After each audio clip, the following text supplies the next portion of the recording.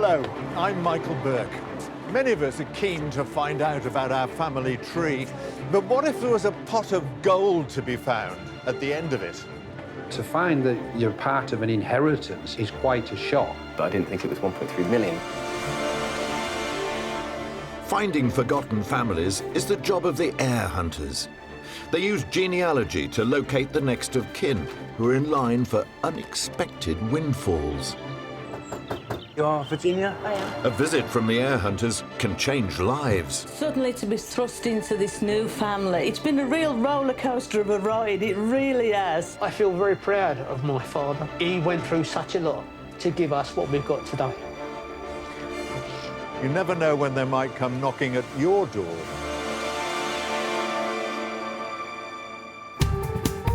Unclaimed estates typically find their way to the heir hunters through the government's list. Much more unusual is a tip-off from the public. When those do come through, it may mean an estate is not so unclaimed after all. At Finders International, the team are working one such case, a high-value estate where it appears there's no will and no known heirs. Suzanne, tell us about this tip-off. What did they tell you? So we had the information that her name was Elizabeth June Dean.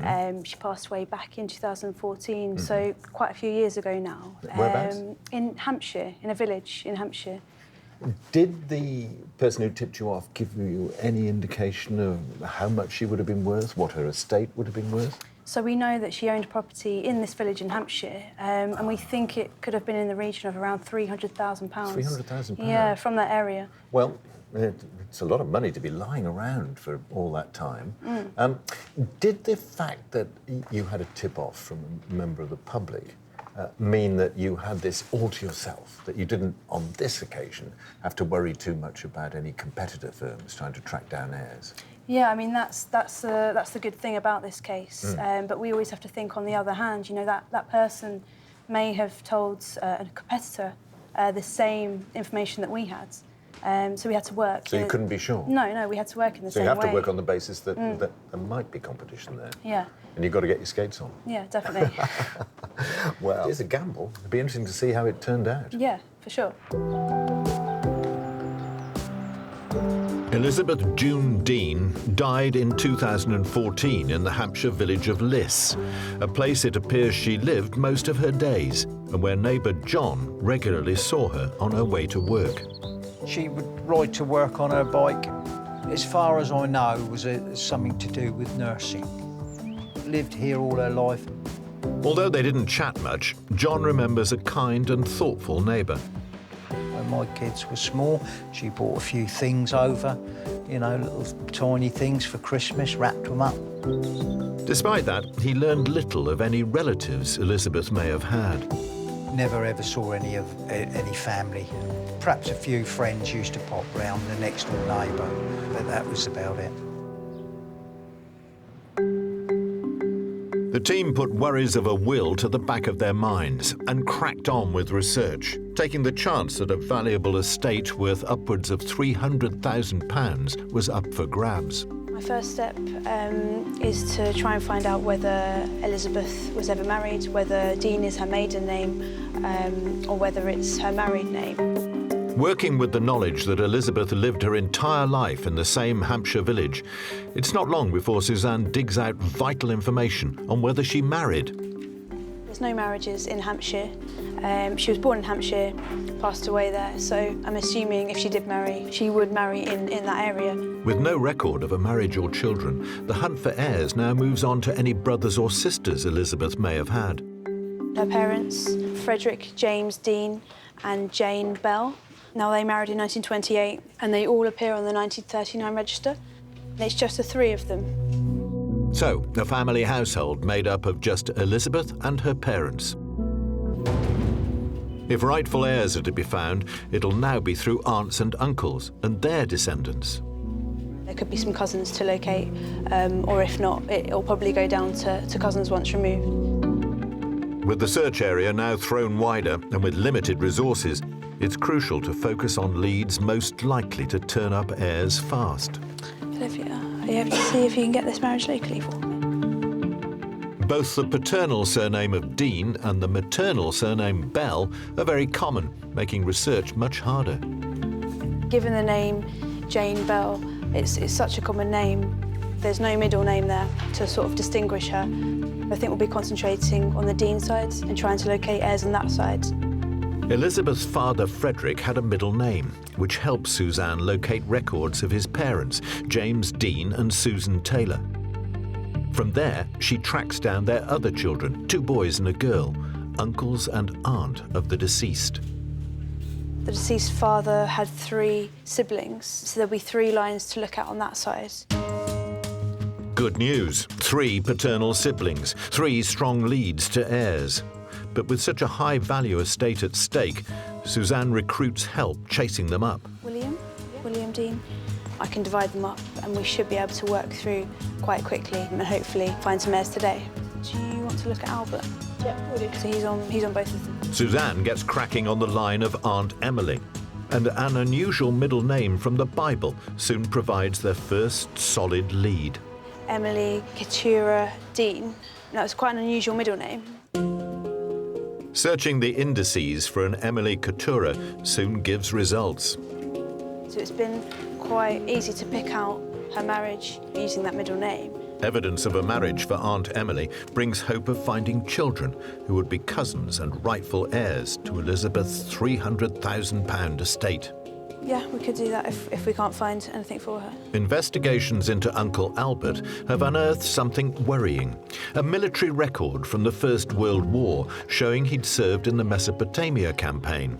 It shows where he was enlisted, gives the campaign he was in. The fear now is if Uncle Albert had not survived the war, aged just 21 in 1917, he wouldn't have married or had children.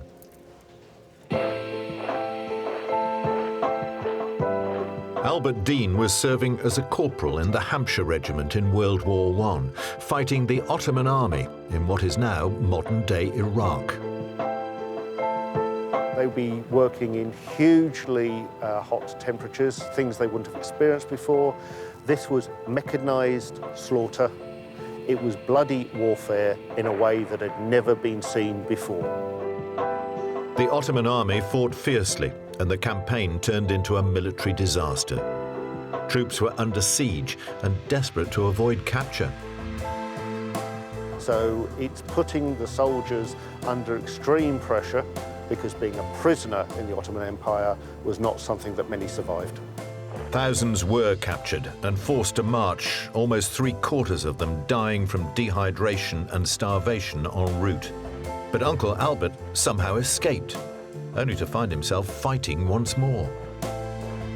So, having escaped once, Albert may well have been put back into the front line once more. And forced into retreat, Albert died on the battlefield.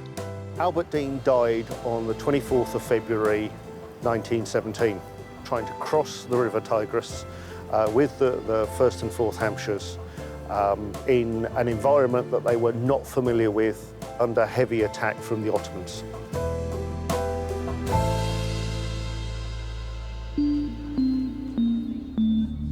Albert Dean was just 21 when he became yet another young man killed in the First World War.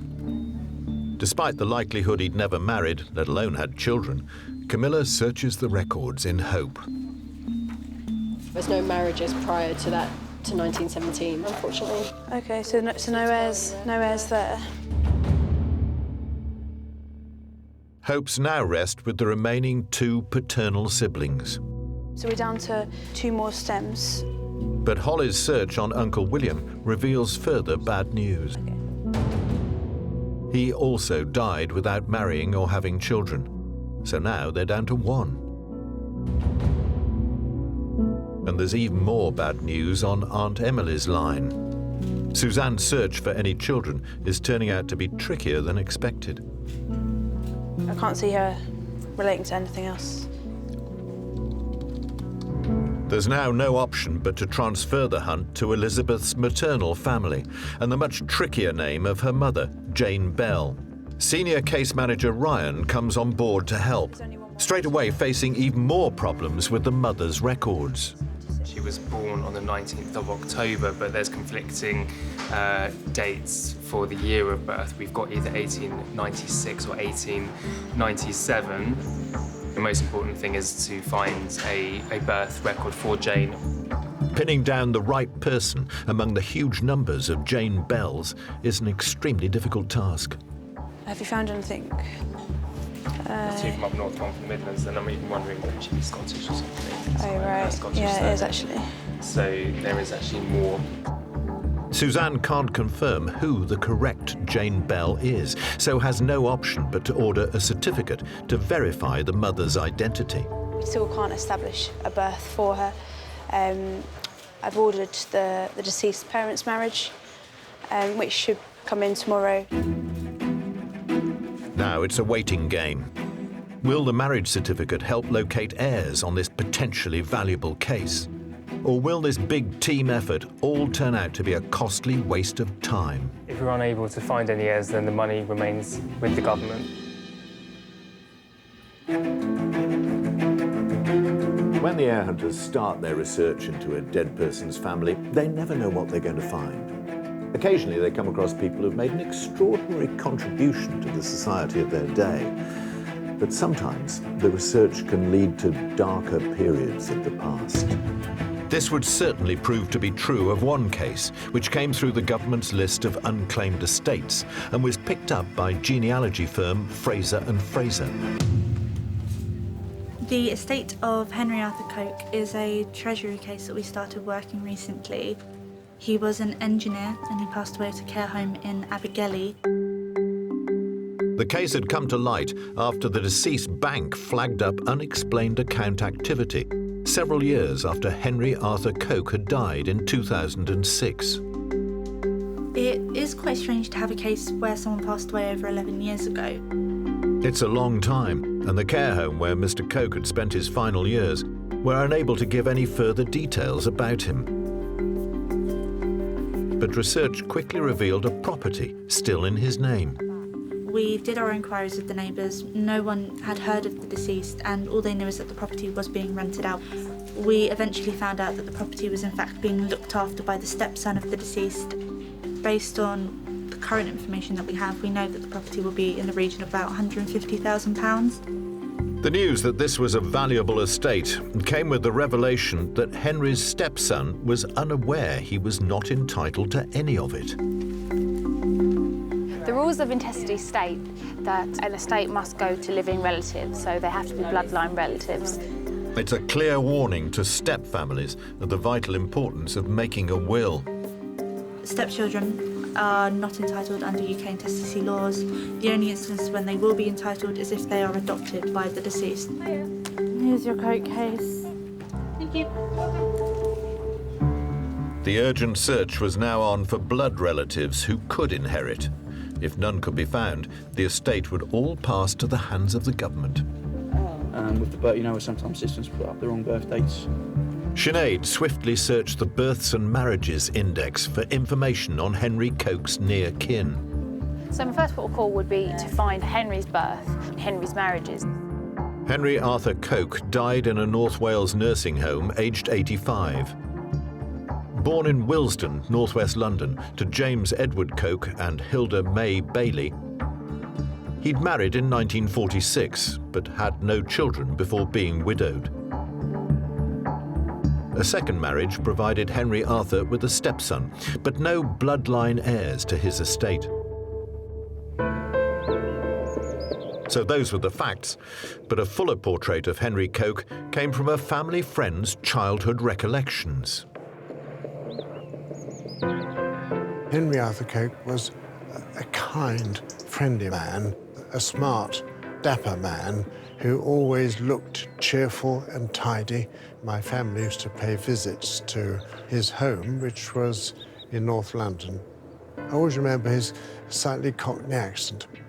Henry Arthur's mother, she was called Hilda, and was very like him. She was cheerful, outgoing, with the same type of Cockney accent that he had. So, good memories of him, yes.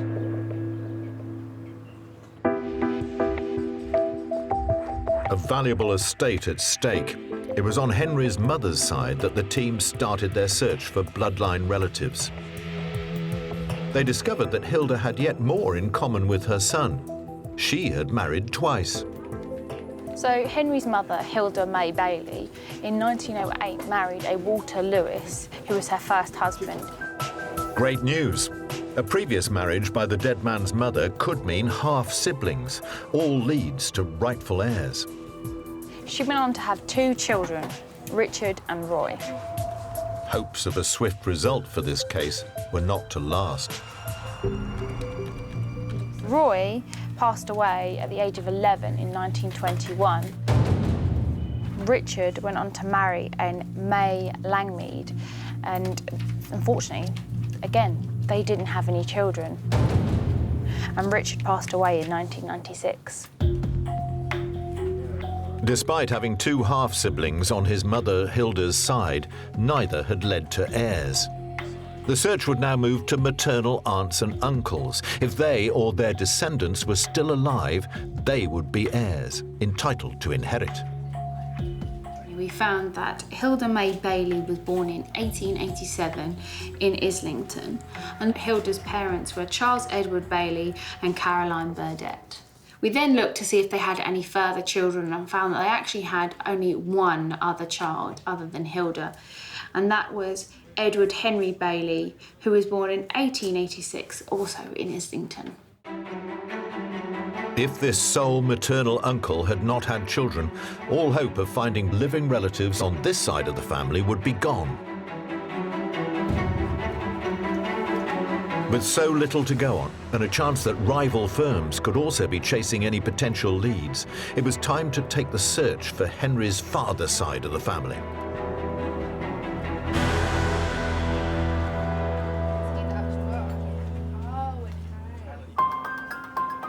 Straight away, there was good news. A search into James Edward Coke, Henry's father, revealed that he too had been previously married. So Henry's father, James Edward Coke, had been married before to a Kate Adams. Once again, the prospect of half-siblings tantalised the team. And they'd had one son named James Edward Arthur Coke. The crucial question was, had this older half-brother gone on to marry and have children? He married a Nellie Milner. Unfortunately, him and Nellie didn't have any children, which meant that this line on the case had no heirs. It was a disappointing blow. Another half-blood sibling, another dead end. We now had ended our search for any half-blood siblings. This meant that we were now going to be going back. The team now needed to go back a generation to see if Henry had any aunts or uncles on this, his father's side. It's bizarre. From the marriage certificate of Arthur's parents, they knew his paternal grandfather was Matthew Coke, a major in the army. Details of the paternal grandmother should be on James Edward Coke's birth certificate, but they soon hit a major stumbling block. I'm not sure where it is. We couldn't find a birth. This was unusual. With no birth record for the deceased father to go on, the team would now have to take a different approach to find his grandmother's details that could lead them to heirs. We knew his father was Matthew Coke and that he was a major in the army. So we decided to look at census records. Looking for Major Coke on the 1861 census would prove to be a hugely significant turning point for the case. OK, Sinead, what did the 1861 census tell us? This is it, is it? Yes, so what the 1861 census told us was that the grandmother of the deceased was called Annie. Bingo, bingo. There's Matthew, there's Annie Coke, the grandmother. Great. She was born in Australia. Well, does that raise the possibility that James, the deceased father, was born abroad too? And might that have turned out to be the reason why you couldn't find him in the British records? That does. This brings up a huge possibility that he could have been born anywhere in the world. So what are the implications of that for you? We were going to have to get somebody from the outside in those countries to have a look at their records to see if they could find a birth for James. Why can't you do it from here? Are their records not so easy to get access to? No, we can't, unfortunately, we can't access them. Unless it's a British record, we can't actually access it. So that's going to mean more trouble, more time? And more expense. And more expense. And all the time you're thinking this could be for nothing. Yeah, it could have been, all our hard work could have been for nothing if we couldn't find anything on James. This new information took the case to a whole new level of difficulty. Would the team be able to locate heirs? Or would the challenge of a potentially global search see a £150,000 estate slipping through their fingers?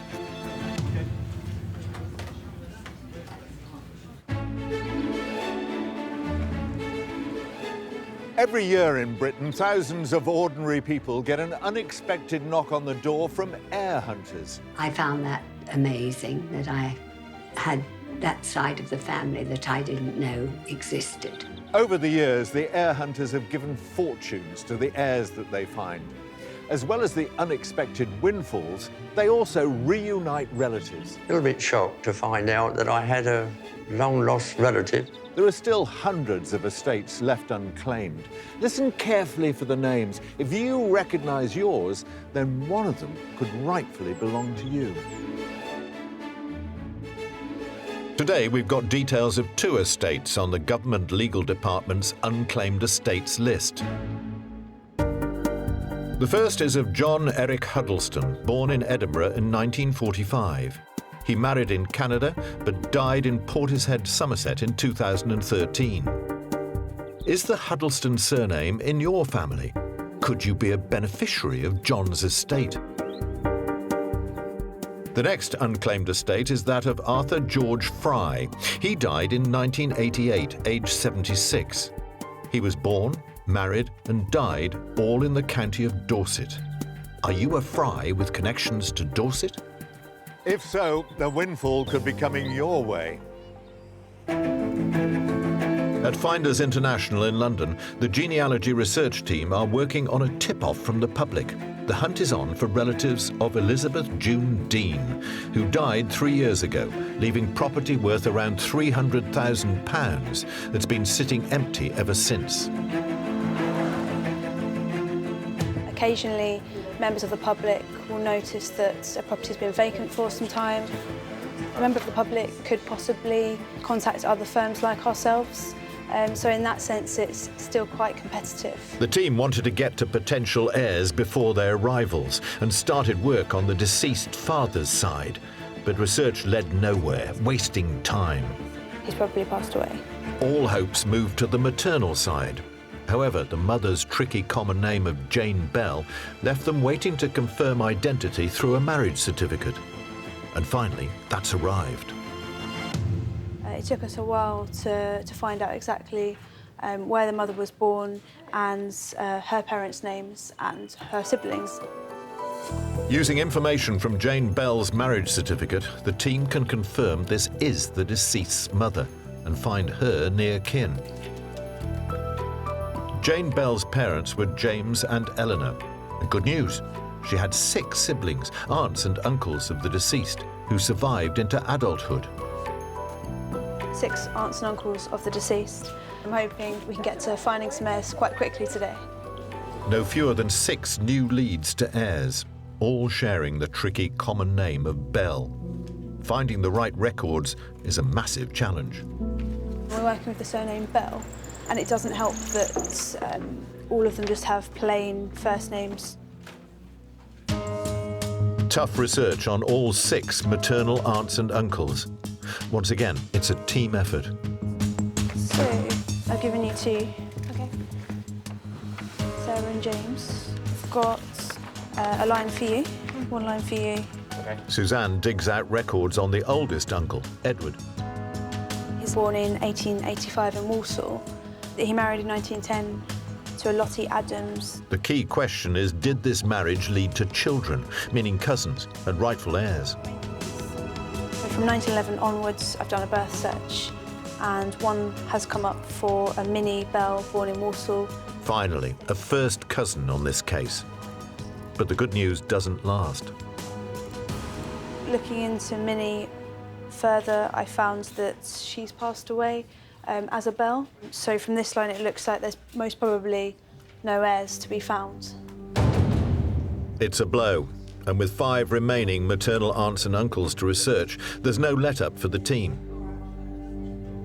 Then Ryan has a lucky break, locating records on the youngest aunt, Elizabeth.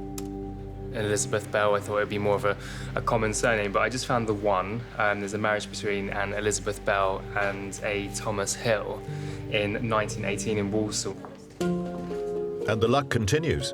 Ryan swiftly finds Elizabeth and Thomas on the 1939 register, along with news of children. It looks as though there are 8 children with them. We've got full dates of birth for some of them as well, so that's been really good since that batch of records has been released to us. It's a big breakthrough. 8 cousins, all potential beneficiaries. But as the team fell behind yesterday researching the paternal side, the fear is a rival firm could also have located these maternal heirs. Ryan quickly gets on the phone to the youngest cousin. We're actually working on the estate of someone who I believe may be a cousin of yours. You brothers and sisters, didn't you? No? Okay. It's such a big family, isn't it? Yeah, no, I know. Yeah, I know. As leads come in thick and fast, they need to get to heirs and sign them up quickly before rival firms jump in. I would say that maybe we should send someone to get some more info. Travelling researcher Keith hits the road in the Midlands. First stop is a descendant of the deceased's maternal aunt Eleanor. Having just arrived, looks quite positive.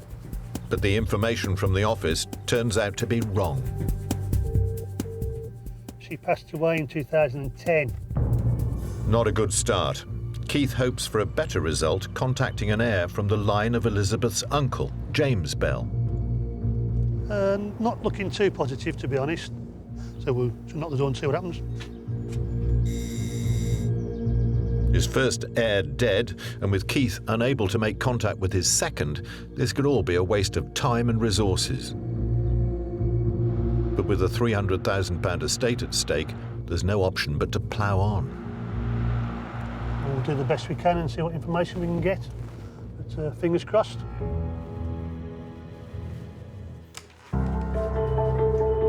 Back in the London office, Suzanne is tracing the line of another maternal uncle, Herbert, who, it turns out, married twice. Had 4 children with his first wife and then went on to have a son with his second wife. So there's 5 cousins to look into. So the deceased Uncle Herbert had 4 children with his first wife, Anne, and an additional son from a second marriage to Kate. There's now an overwhelming number of leads, but not a single heir signed up. Suzanne chips away at the mountainous workload, researching a daughter from Uncle Herbert's first marriage. Looking into his daughter, Ellen, who's a cousin of the deceased. Straight away I found a marriage records.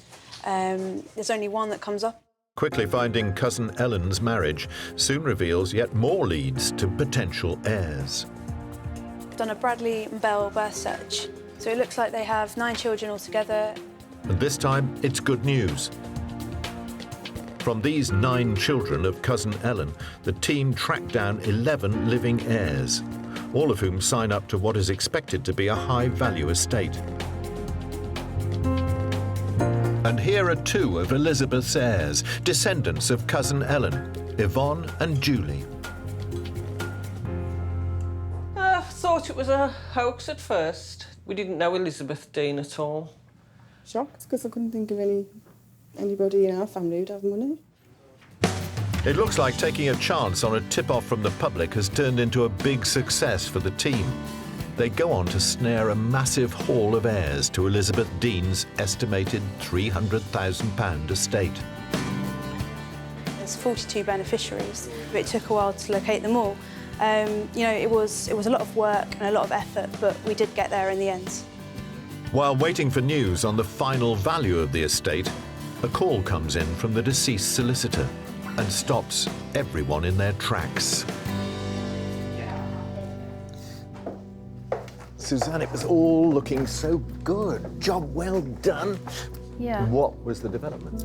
So we've had some news that the solicitor contacted the local bank to see if, Elizabeth had left any savings. And unfortunately, they came across a will. A will? Yeah. At this late stage? At this late stage. So what did the will say? It said that everything went to the RSPCA. The Yes. RSPCA? Yeah. Oh my goodness. All that work that you've done is for nothing. We spent weeks and weeks researching and finding over 40 beneficiaries. Look at them. Look at them. Yeah. On this family tree here. It goes on forever, doesn't it? And they're not going to get anything. Absolute zilch. No. So, I mean, something that they can take from it is the family tree and finding out more about their family history and how large their family actually was. I suppose that's some consolation. And actually, the bottom line is Elizabeth's wishes, at the end of the day, were complied with. Yeah. Good news for the RSPCA, I suppose, if not for the beneficiaries. Exactly. So from that point of view, the right thing happened. Yeah. What a difference one phone call can make. Julian and Yvonne won't be getting a payout from Elizabeth's estate, but the experience has left them something far more valuable. Finding out where the tree's going to lead us is going to be nice. I'd like to get in touch with some of the cousins. It would be nice, to find out where they are. It's driving me on now. I'd like to find a lot more out now.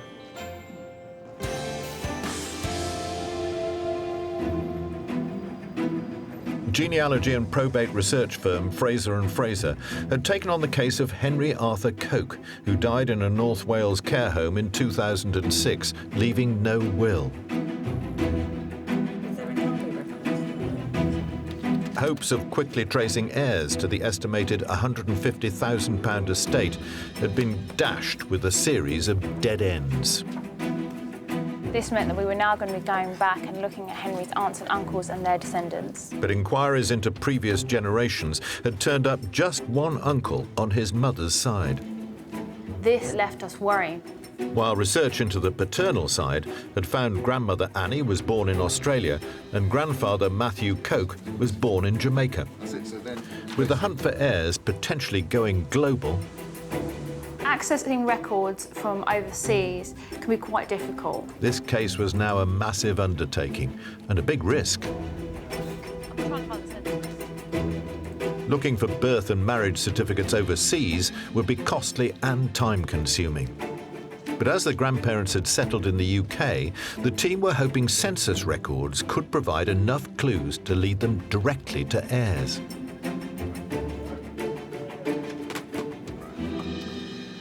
Sinead, let me get this straight. Because both the grandparents of the dead person were born abroad, you're trawling through the census. What are you hoping to find? So because we believe that the deceased's father was born abroad, we're now looking at census records to see if he had any brothers and sisters that possibly we might not be able to find their births over here. So they may be listed on the census records. And what did you find on here?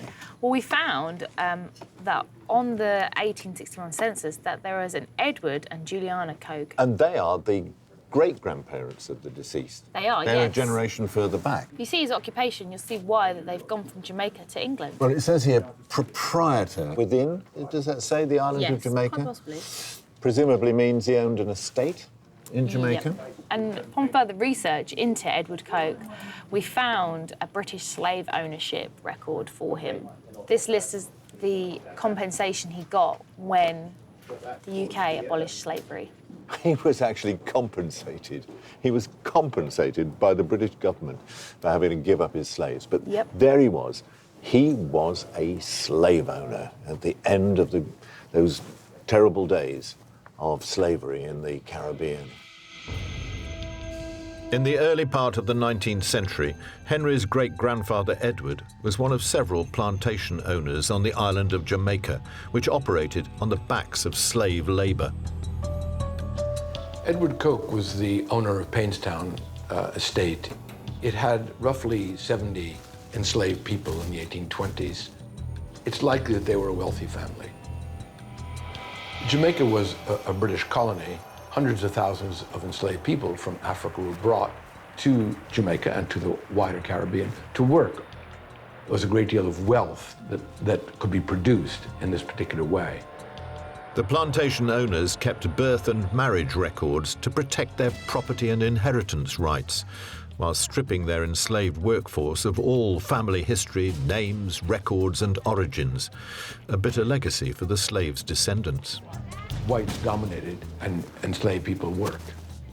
But this source of labor to turn profits for great-grandfather Edward was to come to an end. Slavery was abolished in Jamaica in 1834. We don't know specifically what happened to Edward Coke's estate. We do know that he received something in the order of £1,300 at the time, as he was compensated for the loss of his enslaved labor. In today's money, hundreds of thousands of pounds, which was a very significant sum. The census records may have thrown up more than the heir hunters had bargained for regarding the wealthy origins of the Coke family. But it did also throw the team an urgently needed lifeline on their search for heirs. The 1861 census showed James had an older brother, Matthew, born in Australia. But there was more to follow. So when we found the 1871 census, we found that they had more children. James, Mary, Minnie, Grace, Arthur, and Fanny. We then went on to look at the 1881 census and found one further child, Maud, who was born in 1873. This meant that we had 7 branches of aunts and uncles to look at on the paternal side. So, as well as the uncle the team had discovered on the deceased mother's side, there were now 2 more uncles and 5 more aunts on Henry's father's side. A haul of 8 branches on the deceased family tree, and great news for this case. It meant we had a higher chance of finding heirs. But following up the descendants of 8 aunts and uncles meant a lot of research work ahead. We have lots of aunts and uncles. Sinead started by looking for records of Henry's 5 maternal aunts. Starting off with Grace, we found that she was born in 1868 in Kensington and then died in 1945 in Islington. She never married, so this meant that her branch of the tree had died out and there was no heirs there. Not the best of starts, but there were 4 more aunts left. Aunt Fanny, despite marrying, also had no children. Which meant her branch of the family died out as well. They needed some better news, and attention turned to the 3rd aunt, Minnie. She went on to marry a Mr. Berry in the USA. She had 1 son, David Matthew Berry, who was born in 1895. And that discovery, that the deceased had a cousin, David Berry, whose descendants would be rightful beneficiaries of his valuable estate, was a breakthrough. He went on to get married. At last, it looked like the team were onto something. If David had children who were still alive, the team would have found their first heirs. He unfortunately passed away in 1973 in Gosport, and he also didn't have any children. Another branch on this case had no heirs, and we were starting to get a bit desperate and wondering whether this side of the family would die out completely. Only Uncle Arthur and Aunts Maud and Mary remained. We then looked at Arthur Coke. He did marry. Unfortunately, him and his wife didn't have children, which meant another branch on this case didn't have any heirs. The heir hunters had hit yet another dead end. When you're managing a case where you have a number of aunts and uncles who don't go on to have children, it gets quite stressful because, you're putting in a lot of time, a lot of effort and spending a lot of money getting those certificates to prove a case. It was looking like this valuable £150,000 case could turn out to be a costly failure for the team. I'm not sure, she should be about 25, I think. Things were about to become tougher as Sinead discovered both Aunt Maud and Aunt Mary, like their family before them, had left Britain for Jamaica. Finding records of their descendants in the Caribbean would now require tricky international research, and that would take time. Sort of around that, give or take a year. So while they waited for that to come in, attention turned to another of the paternal siblings, Uncle Matthew. Although born in Australia, the hope was he'd stayed in England, meaning finding a marriage certificate would be an easier task. Sinead searched the UK index.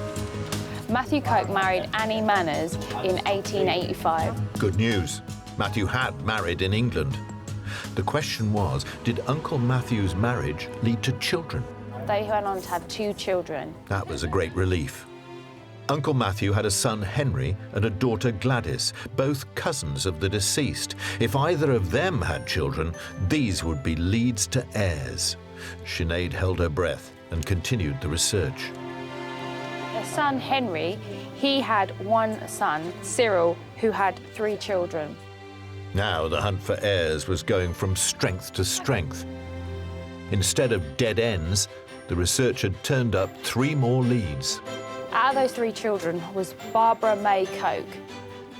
She married a Keith Ian Weeks and had 2 children, Neville and Richard Weeks. And finally, we found some heirs. After all the trials and tribulations, the team finally had the result they needed to make it all worthwhile. And here is Henry Arthur Coke's heir, his first cousin 3 times removed, Richard Weeks. He was to receive news of the death of a family member he'd never met, and that he was in line for a share of his £150,000 estate. It was totally out of the blue. Nothing has happened to me like this before.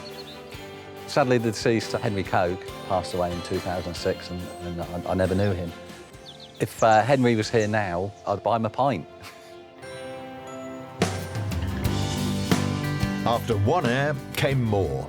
The challenging international research on the remaining leads, including aunts Maud and Mary in Jamaica, paid off, revealing descendants and living heirs all over the world.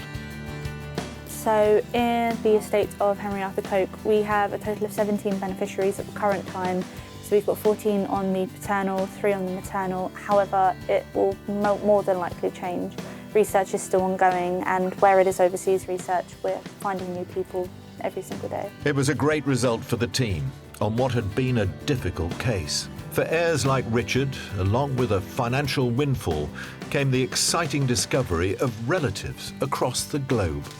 Jamaica, New Jersey, USA, Ottawa, Canada, Seven Oaks, Jamaica. We've got relations all over the world. Now, hopefully, we can contact each other or plan a trip across there and visit. So, a case that shed light on some uncomfortable history. It was tricky, but they found the heirs, and now those descendants scattered across the world have a chance of closer ties. Just goes to show that the hunt for heirs can lead almost anywhere. Perhaps they've got a windfall waiting for you. Until next time, goodbye.